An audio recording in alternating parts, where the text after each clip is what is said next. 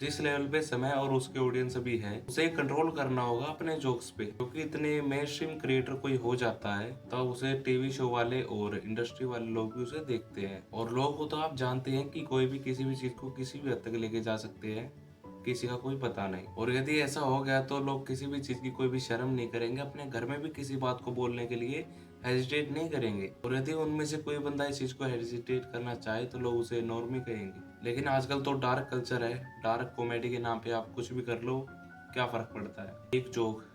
एक so called take joke और रणवीर इलाहाबादिया का करियर लगभग खत्म। पिछले 24 घंटे से एक ही बात जो हर एक इंस्टाग्राम यूजर के फीड पे है, या फिर आप ये कह लो किसी भी सोशल मीडिया प्लेटफॉर्म जो भी यूज करता हो उसके फीड पे है, जिसमें बड़े बड़े पॉलिटिक्स चाहे वो कोई भी हो, जिसमें कोई अपोजिशन पार्टी के लीडर्स हो या फिर पार्टी के लीडर्स, सभी की जुबान पे एक ही वर्ड आ रहा है और वो है पैथेटिक। अब जिसे नहीं पता हो मैं उसको बता दूं कि रणवीर इलाहाबादिया, जो कि इंडिया का सबसे बड़ा और सबसे पहला पॉडकास्टर है, इसने इंडिया को पॉडकास्टिंग में मेन स्ट्रीम किया है। इसके पॉडकास्ट में बड़े बड़े मिनिस्टर आ चुके हैं। इसे कुछ ही टाइम पहले पीएम मोदी ने नेशनल क्रिएटर का अवार्ड भी दिया। उस बंदे ने समय रैना के शो पे जाके एक बंदे को क्या कहा है, जरा एक बार आप भी सुन लीजिए। Watch your parents have every day for the rest of your life. क्या हो गया रणवीर भाई को? और अपने अपने पकड़ लीजिए तुरंत। और would you join in once and stop it forever?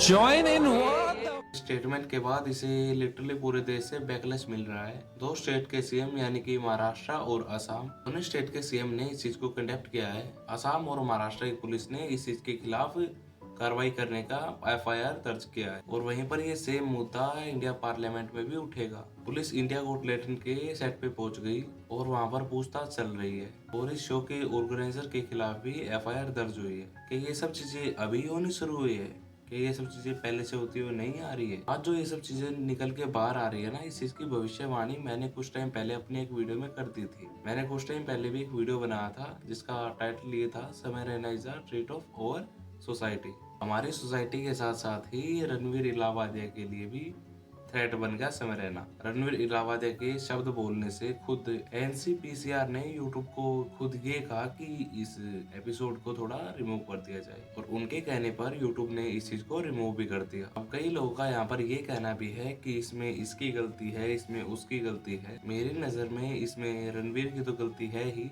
और साथ साथ समय की भी पूरी गलती है। मैं आपको बता दूं कि समय IGL यानी कि इंडिया गोट लैटिन के एपिसोड को खुद एडिट करता है, और इतनी भद्दी बात जिसे कोई भी एपिसोड से ट्रिम कर देगा, उस बात को समय ने अपने एपिसोड में रखा। क्योंकि समय काफी ज्यादा स्मार्ट है, उसे पता है कि क्या चीज वायरल होगी, किस पे ज्यादा व्यू आएंगे। और वैसे भी इंडिया गोट लैटिन बहुत सारी अपनी छोटी छोटी क्लिप से ही वायरल हुआ है, और उसी चीज के चलते हुए आज के टाइम में OTT प्लेटफॉर्म इसे मुंह मांगी कीमत देके अपने प्लेटफॉर्म पे लाने की सोच रहे हैं। तो समय को एडिट करते हुए ये बात तो अच्छी तरह से पता थी कि वो क्या कर रहा है, और इस बार भी वही हुआ। लेकिन इस बार थोड़ा ज्यादा ही अनएक्सेप्टेबल हो गया, जिसे खुद समय ने भी एक्सपेक्ट नहीं किया होगा। वहाँ पे जितनी समय की और रणवीर भाई की गलती थी, उतना ही वहाँ पे बैठी हुई ऑडियंस की भी गलती थी, क्योंकि वो भी उनकी बातों में ताली बजा दे रहे थे। क्योंकि इतने ज्यादा भद्दे कमेंट्स के ऊपर यदि आप अभी भी हंस रहे हो और इस चीज के ऊपर तालियां बजा रहे हो, तो तुम सब कितने ज्यादा नीच हो, ये बात तुम खुद सोच सकते हो। एक ऐसा एपिसोड और उसमें इतनी ज्यादा भद्दी बात बोलने के बाद,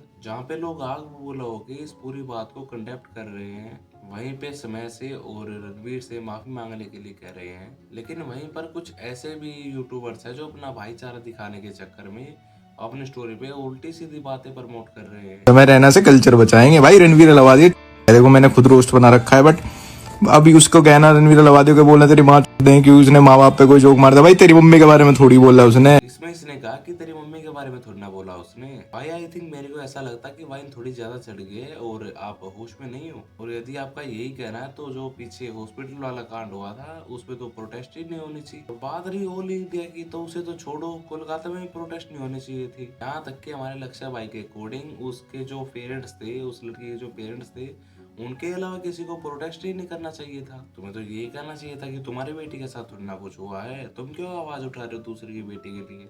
और अभी तो रुको, इतना ही नहीं, अभी तो और बात सुनो भाई की। बोल दिया भाई उसने, हिट ऑफ द मोमेंट बह गया होगा वो शो के फ्लो में, हो गया ठीक है, कर दिया उसको क्रिटिसाइज। अब कह रहे मुंबई पुलिस इन्वेस्टिगेट करेगी इस मैटर को। अरे भाई कोई मैटर और बचा नहीं क्या?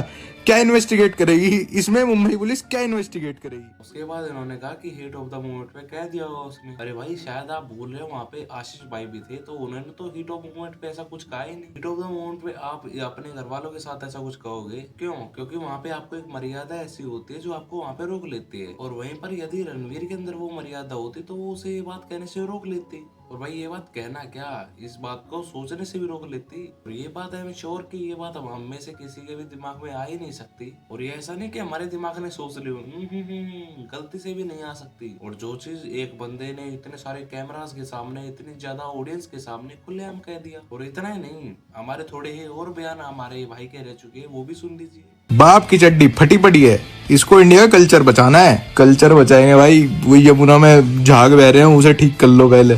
तो ये भाई गरीब बहुत है हम, पर कल्चर को टॉप पे रखते हैं। बार बार हमारे लोगों का अपने स्टोरी में मजाक बना रहे हैं भाई, बार बार कल्चर वाली चीज को लेके मोक कर रहे हैं। इन्होंने कहा गरीब बहुत हम, लेकिन हम कल्चर को टॉप पे रखते हैं। इनका कहना ये है कि गरीब को पहले अमीर होना चाहिए और उसके बाद जाके हमें अपना कल्चर बचाना चाहिए। भाई डेवलप तो वेस्टर्न कंट्रीज भी है, इन सारी कंट्रीज में लोग बहुत ही ज्यादा अमीर है। आई थिंक मेरे को ऐसा लगता है कि इंडियन से तो अमीर है ही। आज की डेट में जाके देख लो क्या हाल है उनका। और ये केस हमने कैसे टेक ओवर कर लिया कि इन देशों में 70+ जेंडर्स है, और इतना ही नहीं, लोग कुत्ते बन के घूम रहे हैं, नशे में डूब चुके हैं। इसका कौन पेरेंट्स है पता नहीं, माँ का पता तो बाप का पता नहीं। ये होता है जब आप पैसा तो कमा लेते हो लेकिन आप कल्चर पे ध्यान नहीं देते, कल्चर को बचाते ही नहीं हो। एक जगह पे कहते हैं कि तू तो मिल्क कैटेगरी का फोन देखता है, तो क्यों ऑफेंड हो रहा है? भाई ऐसे माँ बाप के बारे में भाई चपाटी की सेक्स की बात मत किया करो भाई, बहुत गलत बात है। ऐसा शो चलना नहीं चाहिए भाई जहाँ पे ये सब माँ बाप के बारे में सुख की बातें होती है भाई। वो माँ तो माँ होती है भाई, रिस्पेक्ट फॉर मॉम।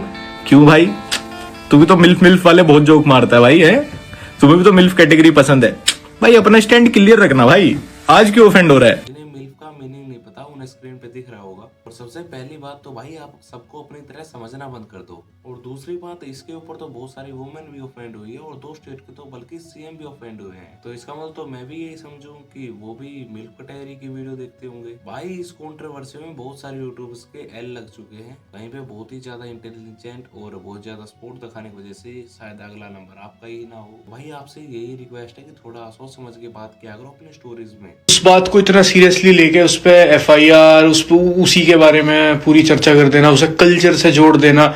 किसी एक इंसान की कहीं भी बात से कल्चर का क्या मतलब आ जाए, मतलब मेरी ये समझ में। जो इस भाई को नहीं जानते मैं उन्हें बता दूं कि लक्ष्य भाई के दोस्त हैं, जिनका नाम हर्ष ढाका है। भाई सबसे पहली बात, ये बात जिसने भी कही है वो कोई मामूली लड़का नहीं है, या फिर उसने ये बात किसी भी मामूली प्लेटफॉर्म पे नहीं की है। उसने ये बात एक ऐसे प्लेटफॉर्म पे की है जिसकी मिलियंस में रीच है, और वो बंदा मेन स्ट्रीम क्रिएटर है, और जिसको हमारे PM मोदी ने भी अवार्ड दिया है। उस बंदे से ऐसे डेस्क जोक की उम्मीद नहीं रहती किसी को भी। तो जो ये बात आप कह रहे हो कि हम तो दिन में पता नहीं कितनी बार गालियां देते हैं, उससे हमारा कल्चर थोड़ा खराब हो जाता है। तो भाई मैं आपको ये बात बता दूं कि आपने ये वीडियो शायद पूरी नहीं देखी है।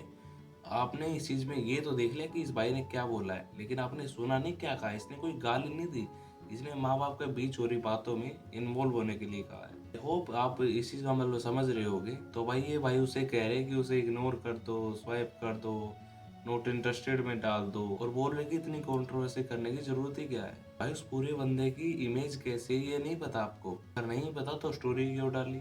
एक्चुअली में मैं बताता हूँ आपको, ये नहीं बताएंगे क्योंकि ये तो उनके सपोर्ट करने में आ चुके हैं।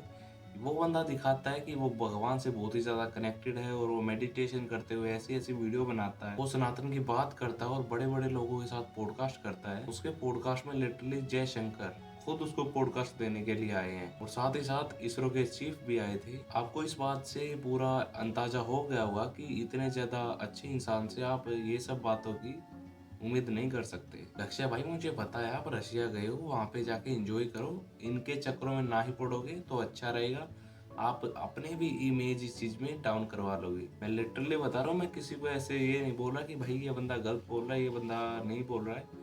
नॉर्मल सी बात है, जो बंदा ठीक बोल रहा है ओबियसली हम उसकी साइड है, क्योंकि जो बंदा गलत बोल रहा है तो वो तो भाई गलत ही है, ठीक है। वो हमारे लिए नहीं, वो सभी के लिए गलत होना चाहिए, लेकिन उसे सपोर्ट करना तो वो तो गलत बात है। आई होप आपको वीडियो पसंद आई होगी, तो वीडियो को लाइक एंड सब्सक्राइब, जितना उसके वीडियो को उतना ज़्यादा शेयर कर दीजिए, क्योंकि और लोगों को भी तो पता चले इनके कारनामों के बारे में। मिलता हूँ आपसे, फिर मिलूंगा किसी वीडियो के साथ, तब तक के लिए आपका लक्ष्य।